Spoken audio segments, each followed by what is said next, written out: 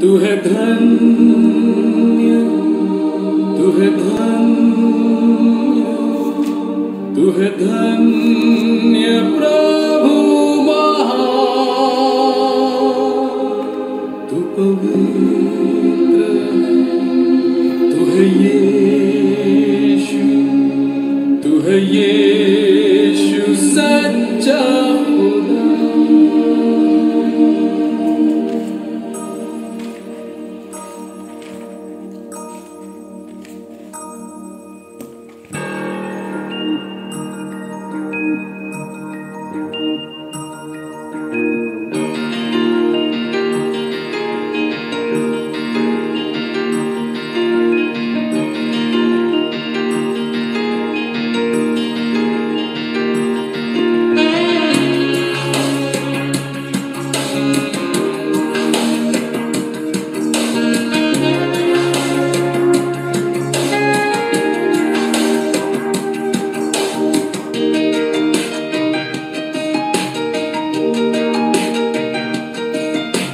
यही समय है प्रभु से बातें करने का,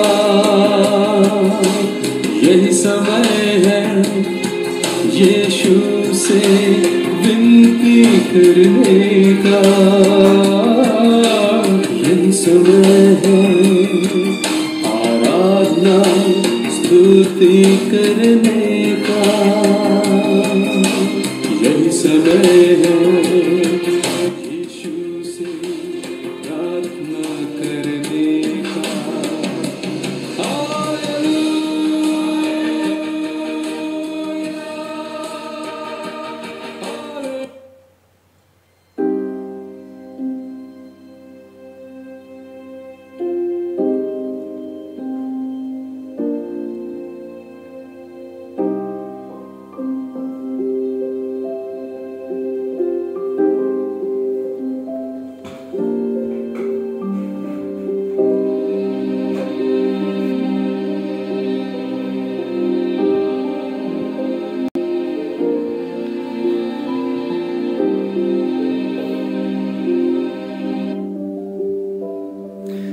सबको जय मसीह की। मैं prophet Malkeet happy family ministry से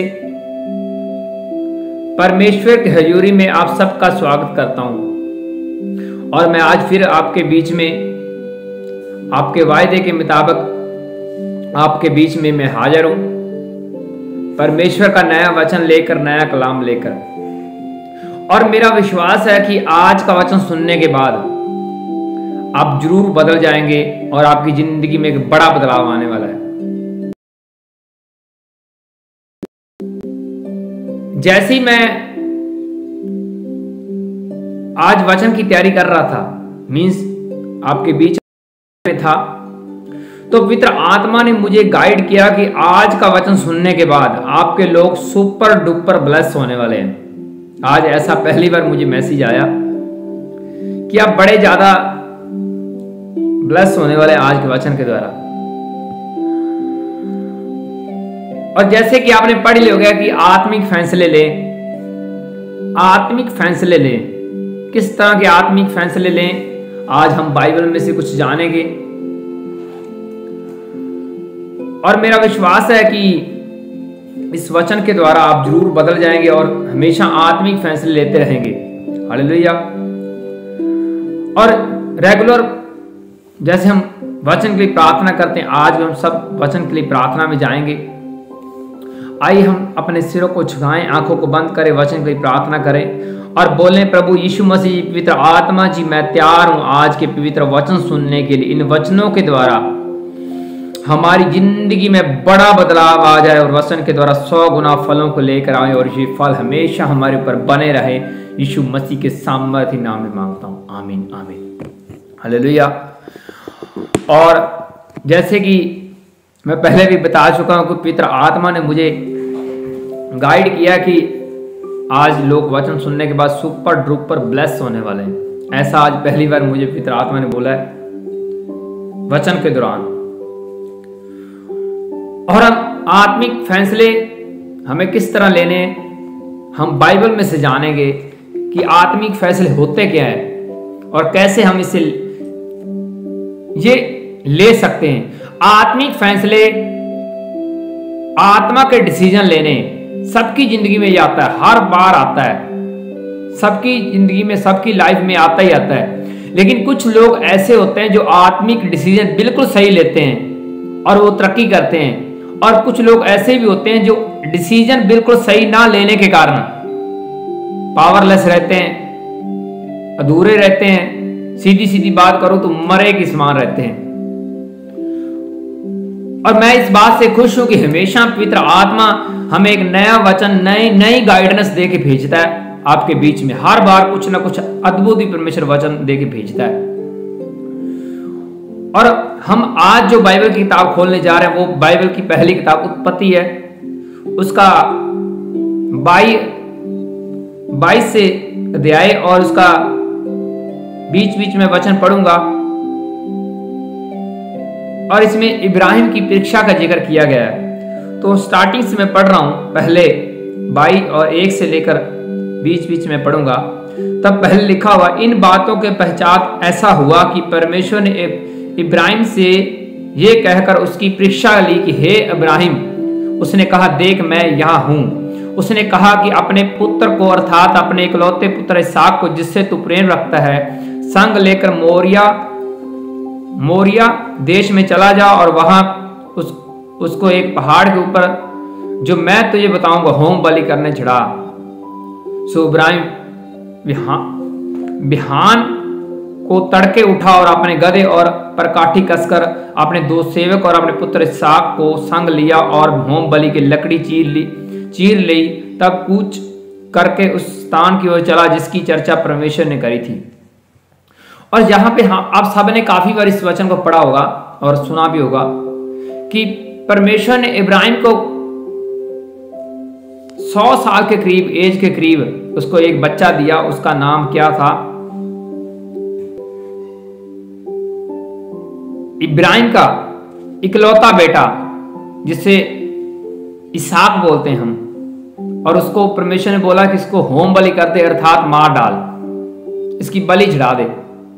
और जैसे ही परमेश्वर ने इब्राहिम को बोला तो वह संकोच में नहीं चला गया, टेंशन में नहीं चला गया कि इतने साल बाद मुझे परमेश्वर ने बच्चा दिया, ये बच्चा वापस क्यों परमेश्वर होम बलि करने की बातें कर रहा है। उसने कदाचित भी परमेश्वर की बात पे किंतु परंतु नहीं की। सीधी सीधी बात करे तो कोई किंतु परंतु नहीं की उसने। और फटाफट इमीडिएटली उसने सेम वैसा ही काम किया कि अपने बेटे को लेकर वहां जाने की तैयारी खींच ली, जहां उसने परमेश्वर ने मोरिया पहाड़ के ऊपर, देश के पहाड़ के ऊपर बोला कि इस पे होम बलि चढ़ा। और ये अब्राहम के लिए एक बड़ी परीक्षा थी और एक बड़ा डिसीजन लेना था। आपकी जगह कोई और होता तो उसने रद्द कर देना था कि नहीं, मैं ये ऐसा नहीं कर सकता, मेरे से ऐसा नहीं हो सकता, इतने सालों बाद मुझे बच्चा मिला है, अब मैं ऐसे कैसे कर दूं, ऐसे कैसे उसको होम बलि कर दूं। लेकिन उसने एक आत्मिक फैसला लिया।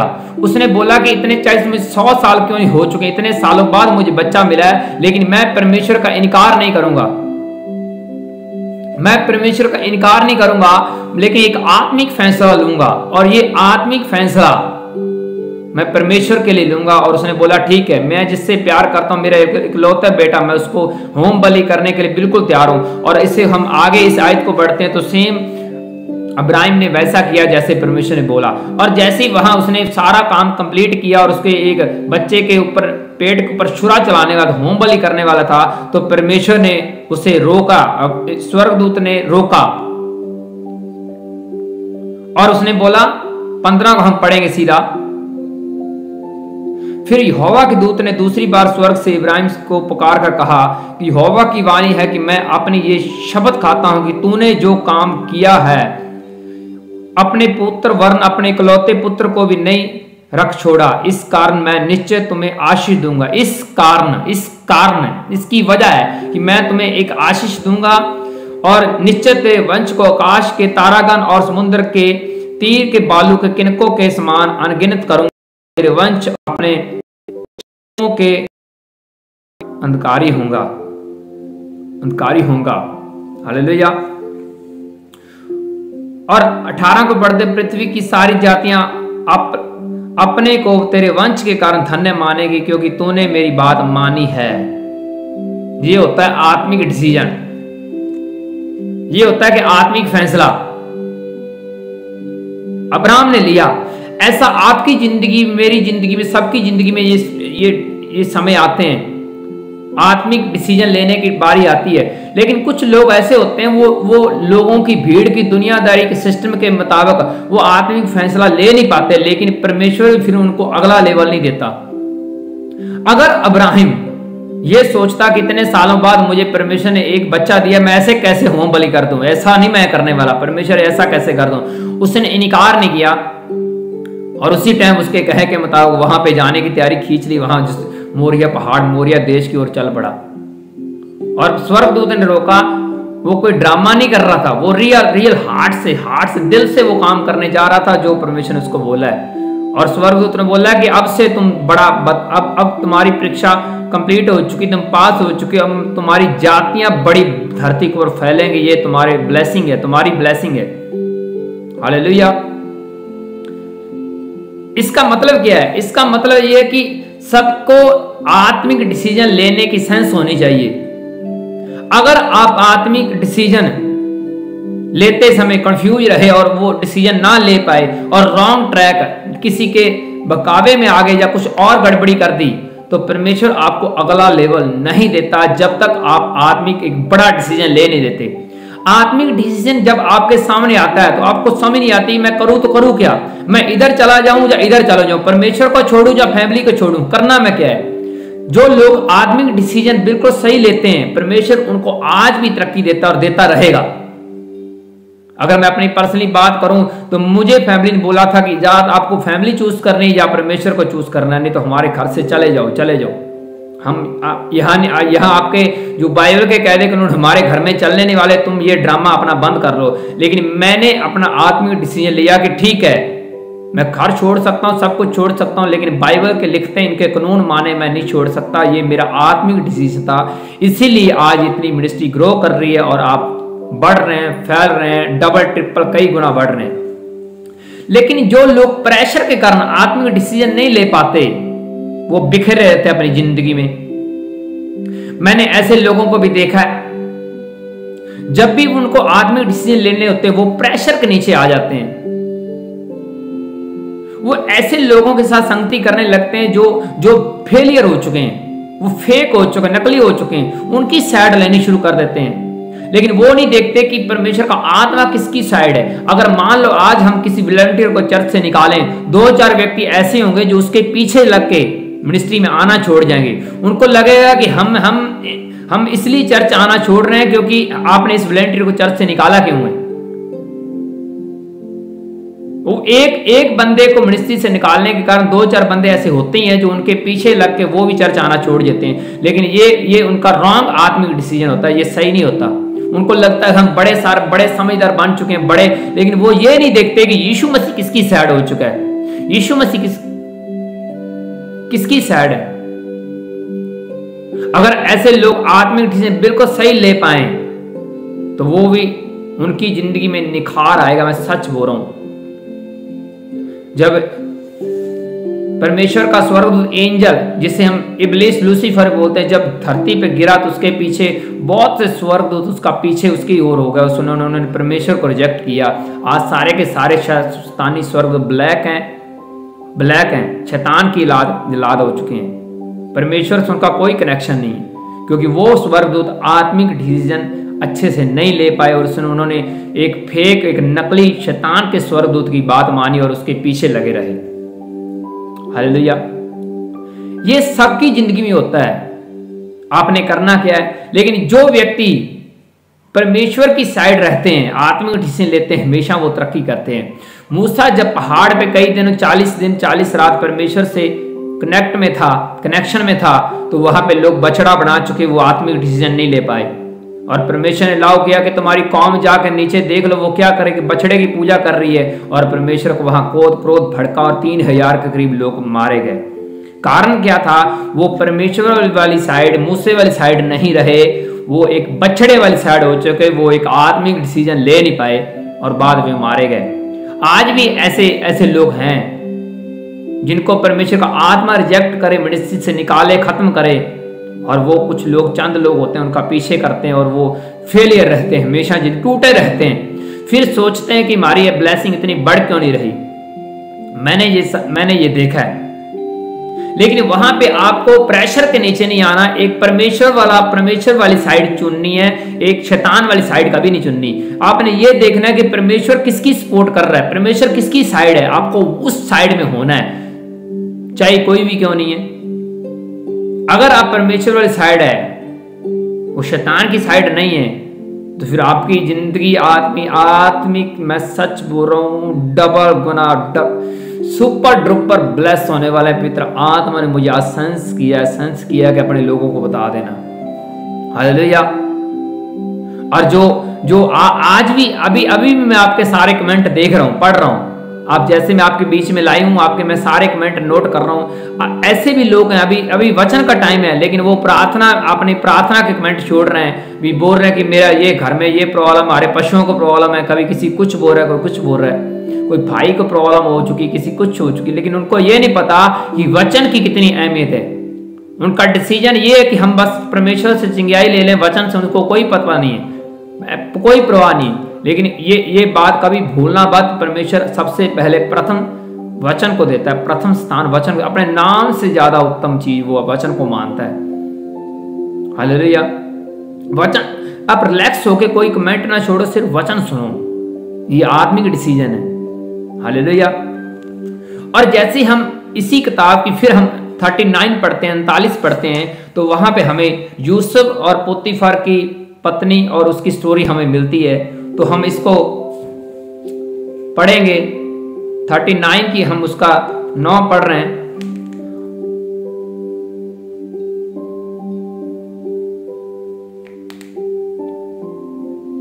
और हम ये पढ़ते हैं कि 9 को पढ़ रहा हूं। इस घर में उसने मुझसे बड़ा कोई नहीं, और उसने मुझे छोड़ जो उसकी पत्नी है मुझसे कुछ नहीं रख छोड़ा, सो भला मैं ऐसी बड़ी दुष्टता करने परमेश्वर का अपराधी बनूं। ये कौन बोल रहा है? यूसुफ बोल रहा है कि मैं परमेश्वर के साथ उनके वचन से बाहर क्यों जाऊं, जब उसकी पोतीफर की पत्नी जो थी यूसुफ के साथ रहना चाहती थी, वो अपने घर वाले के छोड़ को एक सुंदर लड़की थी। और हमने पढ़ा कि कैसे यूसुफ बोल रहा है कि मैं परमेश्वर के कैसे कानून तोड़ दो और अपराधी ठहरूं।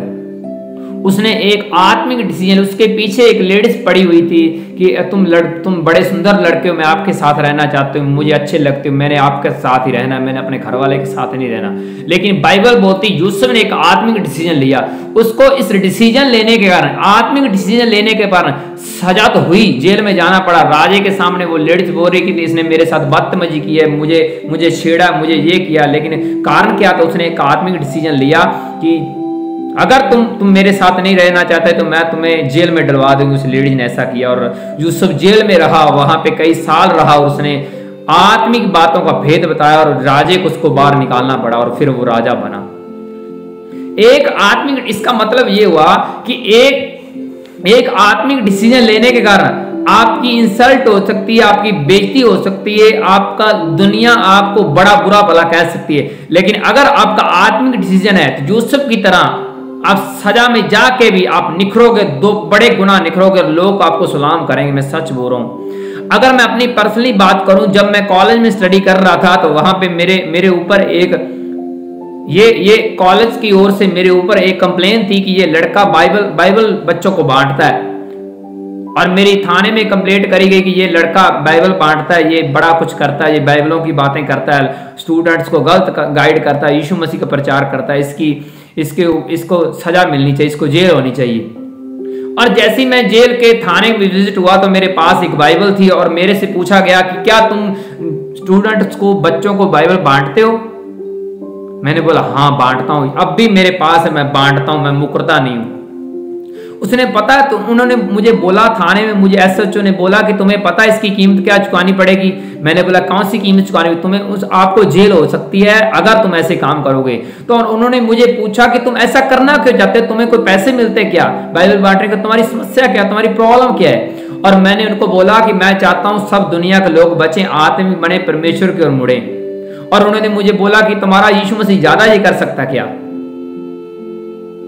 और उसके बाद मेरे ऊपर प्रेशर डाला गया और मेरे पास बाइबल तब भी मौजूद थी और मैंने इनकार नहीं किया यीशु मसीह का, नहीं मैं बाइबल नहीं बांटता था। और उसके बाद मेरा कॉलेज से नाम कट हुआ। एक आत्मिक डिसीजन लेने के कारण मुझे कॉलेज से निकाला गया। कारण एक ही था कि मैं सिर्फ बाइबल बांटता था, बच्चों को, स्टूडेंट्स को सिखाता था, यीशु मसीह की स्टडी बताता था। इसी कारण मेरा कॉलेज स्कूल से नाम कट हुआ। अगर आपके बच्चे का स्कूल और कॉलेज से नाम कट हो जाए तो सोचो आपके घर में क्या हालात होंगे, आपकी फैमिली आपके ऊपर कितना प्रेशर डालेगी। अरे तुम निकम्मे हो गए, अरे तुम्हें पता नहीं, तुम्हारा कॉलेज स्कूल से नाम कट हो चुका है, तुम्हें समझ नहीं आ रही, तुम बुरे हो, कुछ ना कुछ तुमने गड़बड़ी करी, तुमने कुछ गलत किया हुआ है, इसीलिए तुम्हारा कॉलेज स्कूल से नाम कट हुआ है। आपके घर वाले ऐसा बोलेंगे। लेकिन मेरा वो एक आत्मिक डिसीजन था कि मैं बच्चों को बाइबल बांटनी नहीं छोड़ूंगा, चाहे मेरा कॉलेज से नाम कट हो, कुछ भी हो जाए, लेकिन मैं यीशु मसीह का प्रचार, ये वचनों का प्रचार करना नहीं छोड़ूंगा। मेरा एक आत्मिक डिसीजन था। मेरा कॉलेज से नाम कट हो चुका था। मेरी कॉलेज के सामने एक बड़ा पोस्टर लगा दिया कि ये लड़का कॉलेज के कानून तोड़ता है, इस लड़के को इसीलिए इनको इस कॉलेज से बाहर निकाला गया। मेरी एक फोटो लग चुकी थी कॉलेज में कि ये लड़का बाइबल बांटता है, इसीलिए इसको निकाला गया है कॉलेज से। आज तक उस कॉलेज में किसी की पिक्चर नहीं लगी, मेरी पिक्चर लगी थी, ओनली मेरी, कि इस लड़के को कॉलेज से निकाला गया है। इसका कारण यह है कि बाइबल का प्रचार करता है। मैंने फिर भी परवाह नहीं करी, कॉलेज से का नाम कट होने के कारण भी। लेकिन वो मेरा आत्मिक डिसीजन था कि मैं यीशु मसीह का प्रचार, यीशु मसीह का अच्छे अच्छे काम लोगों को बताना छोड़ूंगा नहीं, चाहे कुछ भी हो जाए। हालेलुया। सोचो, वचन का प्रचार करने के कारण मेरा कॉलेज से नाम कट हुआ और सारे कॉलेज के लड़के लड़कियों के सामने मेरी पिक्चर लगी हुई थी कि ये लड़का कॉलेज से उड़ा दिया गया है बाइबल बांटने के कारण। स्टूडेंट्स के सामने मेरी कितनी इंसल्ट हुई होगी। उन्होंने सोचा होगा अरे देख लो, बाइबल इसने बांटनी नहीं छोड़ी लेकिन नाम कट हो गया, इतनी इंसल्ट होगी। लेकिन घर वाले, फैमिली वाले क्या सोचते होंगे मेरे बारे में? इतना मूर्ख है कि इसके कॉलेज में नहीं बनी तो कहां बनेगी, इसकी वहां नहीं बनी तो कहां बनेगी। लेकिन वो मेरा आत्मिक डिसीजन था, आज तक वो सेम चलता हुआ। आप इसीलिए आपके घरों में आज आपके घरों में बाइबल जा रही है मिनिस्ट्री से। बहुत से लोग बाइबल लेके जा रहे हैं, अलग अलग मिनिस्ट्रियों के लोग यहाँ बाइबल लेके जा रहे हैं। घरों में ऊपर आपके क्रॉस लग चुका है। हाँ, जो एक मेरी पिक्चर यीशु मसीह के कारण ये लगी थी, छोटी सी पिक्चर, पासपोर्ट फोटो, कि ये लड़का बाइबल बांटता है इसीलिए इसका नाम कट हुआ है। आज देखो आपके घरों में मेरी पिक्चर है ना, कि जो मुझे सामर्थ देता है उससे मैं सब कुछ कर सकता हूं। वही पिक्चर, मेरी पिक्चर कितनी शाइनी मार रही है आपके घरों में। हाँ, एक पिक्चर मेरी इंसल्ट करके लगाएगी कॉलेज में, और आपके घरों में आज मेरी पिक्चर मिलती है यादगिरी के लिए कि हमारा ये प्रॉफिट है, हमारा ये अगुवा है। मैं उसके सामने आपको दंडवत करने की आज्ञा नहीं देता, या यीशु मसीह की पिक्चरों के ऊपर लगाने की आज्ञा बिल्कुल नहीं देता। वो सिर्फ आपकी यादगिरी के लिए पिक्चर बिल्कुल फ्री कॉस्ट आपको मिलती है। आपको लोगों को पता है जो मिनिस्ट्री के अंदर आते हैं। हालेलुया। तो परमेश्वर को पता है कि इसके आत्मिक, मेरे लिए इसने एक आत्मिक डिसीजन लिया, इसकी कहां इंसल्ट हुई। वो ऊंचा उठा सकता है, उठाना जानता है। उनको पता है कि मैंने किनको कैसे ऊंचा उठाना है। आत्मिक डिसीजन, अगर आज भी आप आत्मिक सही डिसीजन लेते हो तो तरक्की करते हैं। हालेलुया। हम बाइबल की स्टोरी पढ़ के, अलग अलग स्टोरियां पढ़ के देख चुके हैं, बाइबल के वचन पढ़ के देख चुके हैं। एस्तर की स्टोरी देख चुके हैं, कैसे वो रानी बनी, उसने अपनी यहूदी कौम को कैसे बचाया। रूथ की स्टोरी पढ़ के देख चुके, उसने अपनी सासू मां को छोड़ा नहीं है, और उसकी एक मैरिज एक बोझ नाम के एक बड़े सरदार, एक बड़े व्यक्ति से हुई है। वो खुद उसके खेत में काम करती थी। कौन? रूथ। उसका एक डिसीजन तो उसने अपनी सासू माँ को नहीं छोड़ा। उसने बोला तुम्हारा परमेश्वर मेरा परमेश्वर, जहाँ तुम मरेगी मैं मरूंगी, मैंने आपका साथ नहीं छोड़ना। उसकी सासू माँ ने उसके लिए एक मेंटर का काम किया। हालेलुया। उसको गाइड किया, परमेश्वर के वचनों के विषय में, परमेश्वर के विषय में गाइड किया। और उसकी शादी किसके साथ हुई? जिसके वो खेतों में वो अनाज चुगा करते, सिट्टे दाने अनाज इकट्ठा किया करती थी, उसके साथ उसकी शादी हुई। और उसकी पीढ़ी में से दाऊद पैदा हुआ और वहां से यीशु मसीह आगे आगे पैदा हुआ। एक आत्मिक डिसीजन। एस्तर रानी बनी, उसका एक आत्मिक डिसीजन। हालेलुया। दाऊद इतना बड़ा राजा था, लेकिन उसने फिर भी अपने दुश्मन को ऊपर वार नहीं किया। जो पवित्र आत्मा जिसके ऊपर रहता था, किसी टाइम मसा किया हुआ था राजा, कौन? शाऊल। उसके पास सारा कुछ था, शाऊल उसको मारना चाहता था। दाऊद को पता था कि ये मेरे पीछे पड़ा हुआ, लेकिन फिर भी कई बार उसके हाथों में सामने आ चुका था, फिर भी उसने उसके ऊपर वार नहीं किया। वो उसका आत्मिक डिसीजन था। हालेलुया।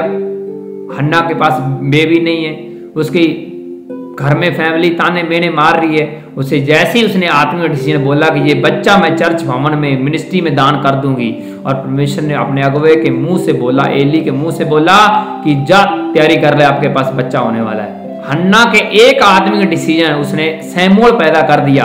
और जिसकी बाइबल में ऐसा नबी जिसकी एक भी प्रोफेसी इधर उधर नहीं हुई, और वो सैमुअल नबी है।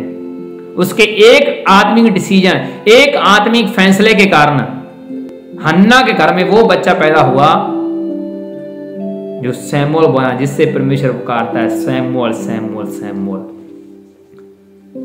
यीशु मसीह के आत्मिक डिसीजन, जो जब आत्मा के परमेश्वर के आत्मा ने अगुवाई किया कि उसकी शैतान के सामने परीक्षा हुई। शैतान ने बोला कि इस पत्थरों को रोटियां बन जाए। उसने अपनी उसकी पावर का इस्तेमाल नहीं किया। उन्हें पत्थरों को हुक्म नहीं दिया कि रोटियां बन जाओ।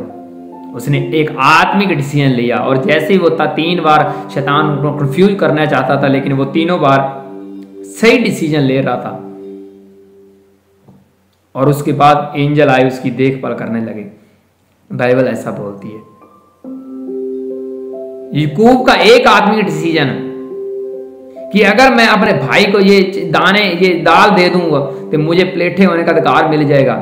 याकूब का एक आत्मिक डिसीजन उससे बड़ी पदवी दिखा रहा है। हाँ? और भी हम बाइबल की बड़ी स्टोरियां पढ़ चुके हैं। जब मूसे का जन्म हुआ, वहां पे जो नर्स होती थी, दाई होती थी, उन्होंने उन राजाओं का कहा नहीं माना, जो बोलते थे कि इनकी कौम को मारना है, खत्म करना है, बच्चा जन्म के दौरान इनको खत्म कर देना है। लेकिन उनका एक आत्मिक डिसीजन, बाइबल बोलती, उनकी पीढ़ियां तरक्की करने लगी। ऐसा आपके साथ भी हो सकता है, होता रहेगा। एक आत्मिक डिसीजन, सही डिसीजन, मैं सच बोल रहा हूं, आपको तरक्की दे सकता है, बड़ी तरक्की दे सकता है। मेरे पास भी बड़े लोग, समझदार ज्ञानवान लोग आते हैं। आपको ऐसा कर लेना चाहिए, आपको ये काम अभी कर लेना चाहिए, कब कर लेना, कल कर लेना, परसों, बड़ी नॉलेज देते हैं। लेकिन मैं उनकी बात मानता नहीं हूं। मैं आत्मा के डिसीजन मानूंगा और तरक्की करता चला जाऊंगा, ग्रोथ करते चले जाएंगे हम। इसलिए अलर्ट रहें। मैं जानता हूं कि बहुत से लोग अपने घरों में आज सुन रहे हैं, बड़ा अद्भुत वचन सुन रहे हैं, और मेरा विश्वास है कि आज वचन की तरह सुपर डुपर ब्लेस हो रहे हैं, डबल कई गुना ब्लेस हो रहे हैं। जब भी आपके सामने कुछ चुनाव आए, मैं क्या करूं क्या ना करूं, तो परमेश्वर वाली साइड खड़े हो जाना, शैतान वाली साइड कभी नहीं खड़ना, इंसानों वाली साइड कभी नहीं खड़ना। ये सोचना कि परमेश्वर किसकी साइड है, उसकी सपोर्ट में खड़े रहना, बस परमेश्वर की साइड ही खड़े रहना। ऐसे आत्मिक डिसीजन आपकी जिंदगी में आते रहेंगे, आएंगे। और जैसे ही आप आत्मिक डिसीजन सही लेते हो, तो सही ट्रैक पे दौड़ना शुरू कर देते हो और आप तरक्की करते हो। मतलब सच बोल रहा हूं, तरक्की करते हो। जो लोग पिछले टाइम में आत्मिक डिसीजन सही नहीं ले पाए, आज वो पीछे हैं। और जो छोटे होते से आत्मिक डिसीजन लेते हैं, ऐसे बुरे उन्होंने काम नहीं किए, विचार नहीं किया, गंदे काम नहीं किए, पवित्रताई में रहे हैं और उन्होंने आत्मिक डिसीजन अच्छे लिए हैं, आज वो चमक रहे हैं। बाकी भीड़ों के अंदर वो चमक रहे हैं। परमेश्वर का आत्मा उनसे बड़े काम करवा रहा है। हालेलुया। और मेरा विश्वास है कि आप ही आगे से आत्मिक डिसीजन लेकर सोच समझ कर लेंगे और परमेश्वर वाली साइड करेंगे। फालतू के डंगरों की तरह काम नहीं करेंगे, मूर्खों को वाले काम नहीं करेंगे। सोच समझ के चलेंगे कि ये मैं बातें कर रहा हूं ये परमेश्वर को अच्छी लग रही कि नहीं लग रही, ये मैं एक नबी से पंगा ले रहा हूं मेरा हक बनता है कि नहीं बनता, ये सही कर रहा हूं कि बुरा कर रहा हूं। अपने नबी के सामने मैंने ऐसे लोग देखे वो टीचिंग शेयर करनी शुरू कर देते हैं, हम ये कर सकते हैं, हम वो कर सकते हैं, हमारे पास ये है वो है। जिसके ऊपर हाथ ही उन्होंने रख दिया, अगुवाई ठहरा दिया, उससे पंगा लेने का क्या मतलब है? इसीलिए लोग फेलियर हैं, इसीलिए लोग फेलियर हैं, क्योंकि उनको ये नहीं पता चला कि जिसके साथ पंगा ले रहे उसकी साइड परमेश्वर कितना, उसकी साइड कितना है। हाँ, जैसे पतरस ने आत्मिक डिसीजन नहीं लिया। यीशु मसीह ने पहले कहा था कि मेरे पास आओ तो मैं तुम्हें आराम दूंगा, और यीशु मसीह को पकड़ने वाला यहूदा इस्करियोती उसके साथ पकड़ सिपाही आ चुके थे पकड़ने वाले, वो वचन पूरा कर रहे थे, यीशु मसीह के पास आ रहे थे, और पतरस आत्मिक डिसीजन ले नहीं पाया, उसने फटाफट उसके ऊपर वो तलवार चला दी, और यीशु मसीह उनकी सपोर्ट में खड़ा हो गया कि मैं तो इनकी साइड हूं, मैं इनका कोई नुकसान नहीं करना चाहता। हाँ, पतरस आत्मिक डिसीजन नहीं ले पाया, इसीलिए उसने इनकार किया। मुर्गे के बांग देने के टाइम उसने इनकार किया कि मैं यीशु मसीह को जानता नहीं हूं। ऐसा आपके साथ भी हो सकता है, फैमिलियों के बीच, रिश्तेदारों में हो सकता है। आपको पूछ सकते हैं आप किन आपका परमेश्वर कौन है, आप यीशु मसीह का जिक्र करोगे। लेकिन ऐसे लोग भी हैं प्रेशर के नीचे, वो रस्में रिवाजें शादियों में वो सब कुछ करते हैं, नाच गाना सब कुछ करते हैं, और वो आदमी डिसीजन नहीं ले पाते, और बाद में उनकी पीढ़ियों के ऊपर वो सजा आती है। फिर सोचते हैं हमारे साथ ऐसा क्यों, हमारे साथ क्यों। मैं आपको ये दावे के साथ, ये गारंटी के साथ कह सकता हूं, पहली मूवमेंट आप करते हैं, उसके बाद परमेश्वर आपकी जिंदगी में मूवमेंट करता है। पहले आपकी हरकत होती है, उसके बाद परमेश्वर फिर आपको दिखाता है कि मैं भी परमेश्वर हूं। पहले आपका रवैया चेक होता है कि आप कर क्या रहे हैं, उसके बाद परमेश्वर आपको देखता है कि अब आपका करना क्या है। पहले डिसीजन आपके ऊपर होते हैं। हालेलुया। इसलिए कभी किसी के पीछे ना लगे, हमेशा आदमी डिसीजन ले और उसी साइड खड़े। यहां आपका और मेरा और सबका परमेश्वर यीशु मसीह खड़ता है, और ऐसे लोगों की साइड ना खड़े जो रिजेक्ट हो चुके हैं, फेल हो चुके हैं, शैतान के टैग के नीचे आ चुके हैं। नहीं तो आप बड़ा पीछे चले जाओगे, आपको समझ नहीं आएगी। कई सालों बाद पता चलेगा कि परमेश्वर मैंने बड़ी गलती कर दी, मैंने छोटे होते बड़ी गलती कर दी। अगर वहां मैंने आत्मिक डिसीजन लिया होता तो आज मैं बड़ी बड़ी ऊंचाई पे होता, आत्मिक ग्रोथ कर रहा होता। जैसे लूडो होती है ना, लूडो की गेम खेलते हैं तो उसके पीछे एक सांप होता है। जब हम वो फेंकते हैं डिब्बा सा, और सांप में अगर आ जाए तो वो सारा सिस्टम नीचे आ जाता है, और जहाँ सीढ़ी होती है वो ऊपर चला जाता है। परमेश्वर का वचन आज आपके लिए सीढ़ी की तरह है। अगर आपको शैतान ने काट लिया तो आप सीधा जीरो पे आ सकते हैं। अगर आपका आज आत्मिक डिसीजन गलत हुआ तो आप जीरो आ सकते हैं। और अगर आपका आत्मिक डिसीजन आत्मिक अच्छा हुआ, आज परमेश्वर की मर्जी के मुताबिक हुआ, उसके मन भाउँदा हुआ, जो मन को अच्छा लगने वाला हुआ, तो आप सीधा जीरो से सीधा 100 के नीचे ऊपर जा सकते हैं, पौड़ी की तरह, सीढ़ी की तरह। इसलिए लट रहें, हमेशा लट रहें। ये फैसले करने का काम आपकी ज़िंदगी में आता है, आता रहेगा। हमेशा आत्मिक डिसीजन अच्छा तरीके से लेना जो परमेश्वर को अच्छा लगता हो। नहीं तो कई सालों बाद आपको याद आएगी मैंने कुछ गलत किया है, मैंने कुछ गलत किया है, फिर रोने का कोई फायदा नहीं। हाँ, इसलिए अपने स्वर्ग के रास्ते साफ कर लो। आपको स्वर्ग जाने में कोई भी दिक्कत परेशानी का सामना ना करना पड़े। बिल्कुल साफ और स्पष्ट आपका दरवाजा हो, आपको कोई अड़चन ना पड़े। ये ना हो कि आपके दरवाजे नरक की ओर बन चुके हैं, बन रहे हैं। ऐसे काम बिल्कुल ना करना। आपके स्वर्ग के रास्ते साफ हों, यही काम करना। हाँ, हालेलुया। और जो आत्मीय लोग हैं वो हमेशा परमेश्वर के राज्य को बढ़ाने की कोशिश करते रहते हैं। परमेश्वर की दिल की बातें जो अच्छी लगती हैं वो पूरी करने में दिन रात जतन करते रहते हैं।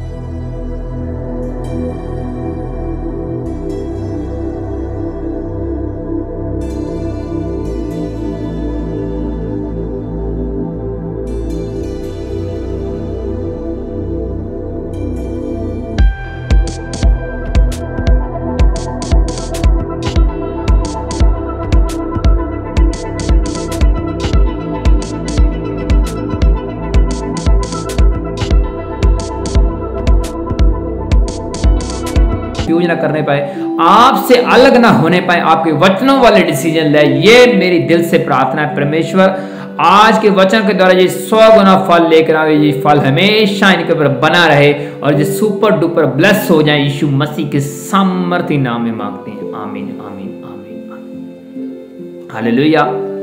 और मेरा विश्वास है कि आज के वचन के द्वारा आप जरूर तरक्की करोगे, हालेलुया। आइए हम बीमार लोगों के लिए प्रार्थना करें, उसके बाद मैं आपके सब लोगों से इजाजत मांगना चाहता हूं। प्रार्थना के बाद और भी काफी काम है मिनिस्ट्री के। आइए हम अभी प्रार्थना करें, अपनी प्रार्थना को रिसीव करें। पवित्र आत्मा जी, मैं आपका दास इन सब लोगों के लिए प्रार्थनाएं करता हूं। पवित्र आत्मा सबको छू और आजाद करो, इनकी बीमारियां इनको छोड़ के जाती रहें। ब्लड की बीमारियां, कैंसर, टीबी, मलेरिया, शुगर, सब बीमारियां इनको छोड़ के जाती रही यीशु मसीह के सामर्थ्य नाम में। मैं ऐसे पेशेंट देख रहा हूं जिनको दांतों में बड़ा दर्द है, पेन है, परमेश्वर का आत्मा आपको छू के आजाद कर रहा है। मैं बेबी ब्लेसिंग होते देख रहा हूं जिनके बच्चे नहीं है, मैं लड़कों की प्रोफेसी फुलफिल्ड होते देख रहा हूं। आपकी सौलियां, पत्थरियां, स्टोन आपको छोड़े और जाए यीशु मसीह के सामने। पवित्र आत्मा आपको छुए और आजाद करे। जाओ एंजलो, इनके बड़े मिरेकल करो यीशु मसीह के सामर्थ्य नाम में। इनके घरों में बड़ी मिरेकल नहीं होने पाए, इनके हाथों में ऑयल आए यीशु मसीह के सामर्थ्य नाम में। एंजलो जाओ, इनको बदलो यीशु में, इनकी परिस्थिति बदल दो, इनको चेंज कर दो और कन्वर्ट कर दो, इनको छू और आजाद करो यीशु मसीह के सामर्थ्य नाम में। ये और तरक्की करें, आत्मिक ग्रोथ करें यीशु मसीह के सामर्थ्य में, आत्मिक बुद्ध की ग्रोथ करें यीशु मसीह के सामर्थ्य में। ये बचे रहें यीशु मसीह के सामने, बीमारियों से छुटकारा मिले यीशु मसीह के सामर्थ्य में। शैतान की जादू टोने की आत्मा इनको छोड़ के जाती रहे, फ्री करता हूं, बरी करता हूं यीशु मसीह के सामर्थ्य नाम में। पवित्र आत्मा इनको छुए और आजाद करे, ये मेरी दिल से प्रार्थना है। और आत्मिक डिसीजन लेने वाले बने यीशु मसीह के सामर्थ्य नाम में। मैं बच्चों को आजाद होते देख रहा हूं, मैं बहुत सी दुष्ट आत्माएं निकलती देख रहा हूं, ब्लीडिंग को मैं जाते देख रहा हूं, गुप्त समस्या इनको छोड़ के जा रही है। परमेश्वर का आत्मा आपको बोल रहा है कि बड़ी गुड न्यूज आपके बीच में आ रही है। मैं सच बोल रहा हूं, आप सुपर डुपर ब्लेस्ड हो कि बड़ी गुड न्यूज आपका पीछा कर रही है और आपके बीच में आने वाली है। मैं सच बोल रहा हूं, मैं सच बोल रहा हूं, मैं सच बोल रहा हूं। ये मेरे अपने शब्द नहीं है, पवित्र आत्मा मेरे ऊपर बोल रहा है। आप बड़े तरक्की करोगे, ये मसा आपको बड़ी ऊंचाई दिखाएगा। मैं सच बोल रहा हूं, ये मिनिस्ट्री आपको बड़ा ऊंचाई दिखाएगी। आप यीशु मसीह के पीछे जाओगे, वचनों के पीछे कंप्लीट करोगे, पीछे जाके आपको शैतान हिला ना पाएगा। मैं सच बोल रहा हूं, आपको शैतान हिला ना पाएगा, कोई इंसान आपको कंफ्यूज ना करने पाएगा इस वचनों को द्वारा। जो जितने भी वचन आपको परमेश्वर दे रहा है, ये बड़े पावरफुल सरमन है, आपको तरक्की कर दे रहा है परमेश्वर। मैं सच बोल रहा हूं, बड़े सरमन हाई लेवल के। Hallelujah hallelujah hallelujah.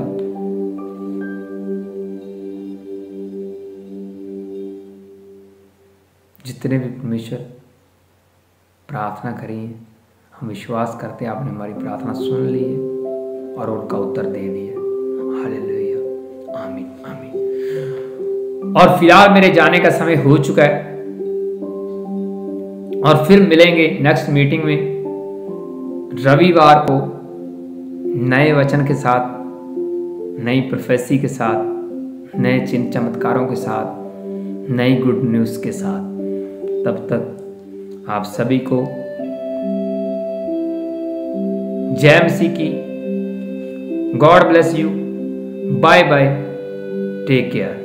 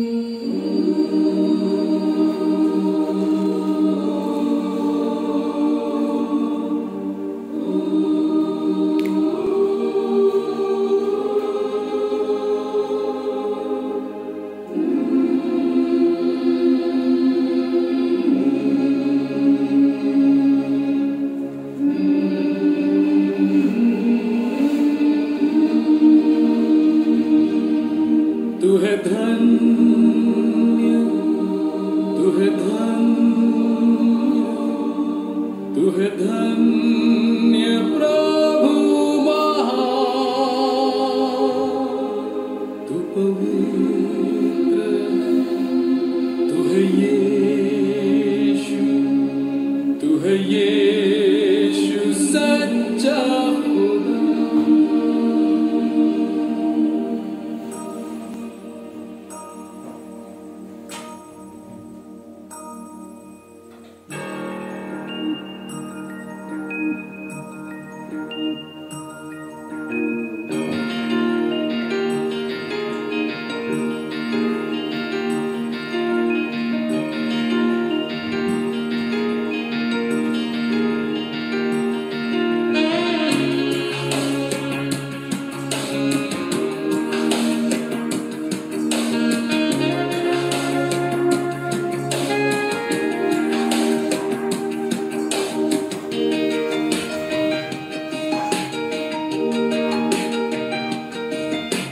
यही समय है प्रभु से बातें करने का, यही समय है यीशु से विनती करने का, यही समय है आराधना स्तुति करने का, यही समय है यीशु से प्रार्थना करने का।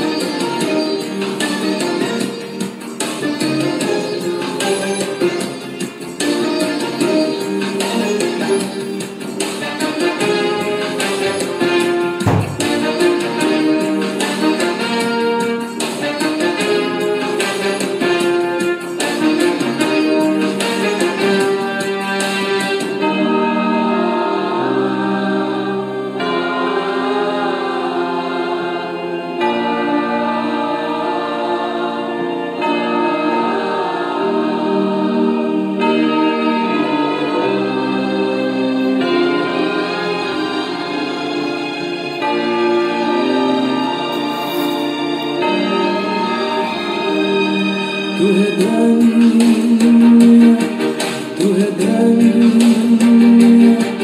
तू है धन्य प्रभु महान, तू पवित्र है, तू है यीशु, तू है यीशु सच्चा खुदा, तू है दाता, तू है दाता, तू ही है दिल की पुकार, परमेश्वर तू ही मालिक, सारी सृष्टि का तू बादशाह।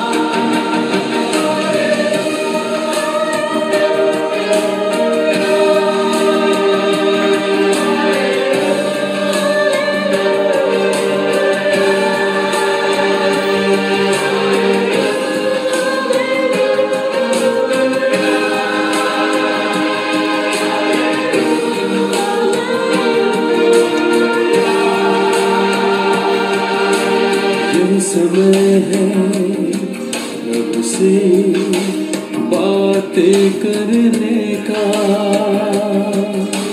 यही समय है यीशु से विनती करने का, यही समय है आराधना स्तुति करने का।